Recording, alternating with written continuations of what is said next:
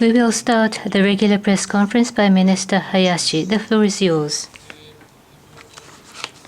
There are 2 points at the beginning. First of all, as Russia's aggression continues and the situation of the evacuees continue to be serious, the need for humanitarian assistance for Ukraine is rising further. Under this circumstance, in accordance with the request by the Embassy of Ukraine in Tokyo, in order to assist the transportation of urgently needed supplies such as firefighting and communication equipment, pharmaceuticals, and medical supplies, the government of Japan has today decided to offer approximately $1.66 million of emergency grant aid through the United Nations Office for Project Services, UNOPS. The sympathy of the government of Japan and the people of Japan lies with Ukraine. Japan will continue to work together with the international community, including the G7, and will offer support that stands side by side with the people of Ukraine. My second point. Early this morning, Japan time, at the UN Security Council, US-sponsored draft resolution to tighten sanctions against North Korea was put to vote, but was voted down, vetoed by China and Russia. This is extremely regrettable. The series of North Korean nuclear and missile activities, including the ICB and ballistic missile launches of 2 days ago and in March, are violations of past relevant UN Security Council resolutions and is a serious and urgent threat to Japan's security and is a blatant and grave challenge to the international community. They cannot possibly be tolerated. It is my wish that the UN Security Council fulfill its inherent responsibility of the maintenance of international peace and security.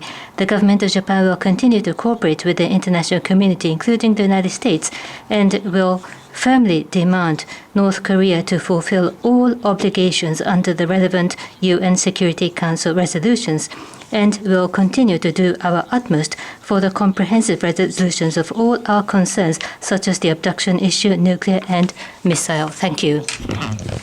Please raise your hand if you have any questions, and after you are pointed out, and please come forward to the microphone and identify yourself with name and affiliation.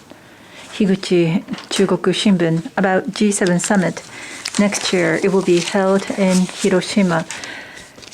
Under this Ukraine situations being worsening, what is the significance of holding in Hiroshima, which is the victim city of the A bomb, and how would you like to proceed with the discussions about the disarmament? There will be many people coming, so what is the intent to be prepared for MOFA?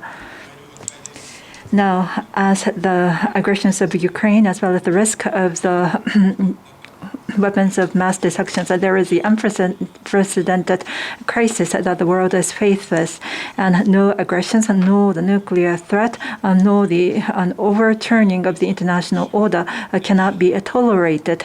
Such intent of the G7 ought to be presented so as to show the graveness in the history. Prime Minister Kishida, in the upcoming G7 summit to be held in Hiroshima next year, to make a vow to the world that we will never see the horror of nuclear weapon once again, and in front of the peace monument, to make confirmations to be united to protect the world's peace and the international order, and to uphold the value. Under such thinking, MOFA will make all the necessary actions for the success of the summit. Mr. Abe, Yomiuri Shimbun newspaper. Thank you. This is Abe. As you mentioned at the beginning, this is about the reform of the UN Security Council, and a follow-up to that. Next month, at the election, Japan is expected to be Japan is standing for the non-permanent member of the UN Security Council. So what kind of role do you intend to play as the non-permanent member? Indeed, the UN Security Council non-permanent members election will be held on the 9th of June, in which Japan is standing. And therefore, first of all, we will do our utmost to be elected. And as for the post-winning contribution that we may make, we are studying. Having said so, as can be observed by the aggression of Ukraine by Russia, a permanent member of the Security Council, and the veto by China and Russia this morning, the limits of the Security Council is becoming obvious once again. On the other hand, the Security Council holds a primary responsibility for the maintenance of international peace and security, and it is also a fact that small and medium-sized countries and developing states continue to harbor huge expectations over the entire role of the United Nations, including the Security Council. Therefore, with that in mind, in order to permit the Security Council to maintain the inherent responsibility of maintenance of international peace and security in a better way, and in order to think about how to reinforce the function of the UN as a whole, including the reform of the Security Council, we will think hard. Next, please. Aoki-san from NHK, please. Aoki from NHK. About State Councilor Wang is visiting the islands in the South Pacific, and China, inclusive of the security, it seems to have the new plan being considered. What is the positions of Japan and how Japan will be making approaches to other countries? Now, the islands in the Pacifics are based on the perspective of materializing the free and open Indochina. This is a region extremely important to Japan as well. So Japan is constantly monitoring the circumstances there, particularly between China and Solomon. There is a security and cooperation pact, and should there be any moves that can give a great impact to the security environment of these regions, we will continue to monitor with sense of concerns and have been taking this up in the meetings, such as amongst the foreign ministers meeting. Now, the visit by Mr. Wang Yi to the island in the Pacific, we will continue to collect the information about any of the possible movement to materialize the open and free Indochina. Japan will continue to have a close relationship with U.S., Australia, New Zealand, to address such issues as marine security, climate change, disaster prevention, sustainable economic development. We will sure to support that cater to the needs of the different countries in cooperations with the relevant ministries and agencies. We would like to further strengthen the cooperative relationship with the islands in the Pacific. And GG Press, Tanaka-san. Thank you, Tanaka of GG. Because of the launch of a missile by North Korea, there was an immediate telephone call between Japan and South Korea. And regarding security collaboration between the two countries, now that South Korea has a new administration, do you expect the relationship will improve? And if the bilateral relationship improves in the security, do you think it would have a positive impact on the overall relation? On the side of South Korea, Mr. Park Jin, the foreign minister, is slated to visit in the latter part of June. So I think there was an invitation to you as well. What is the situation? The collaboration between Japan, South Korea, and Japan, U.S., South Korea is indispensable for regional stability, including our response to North Korea. Indeed, as you just mentioned 2 days ago, North Korea launched a ballistic missile ICBM class.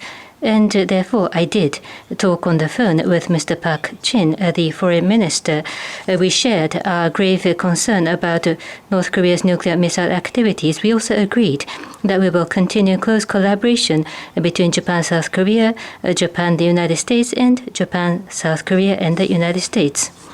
As for Japan-South Korea relationship, due to the issue of workers from the former workers from the Korean Peninsula and the comfort woman, it is a very difficult situation. But considering the harsh security environment of East Asia, this cannot be left as it is.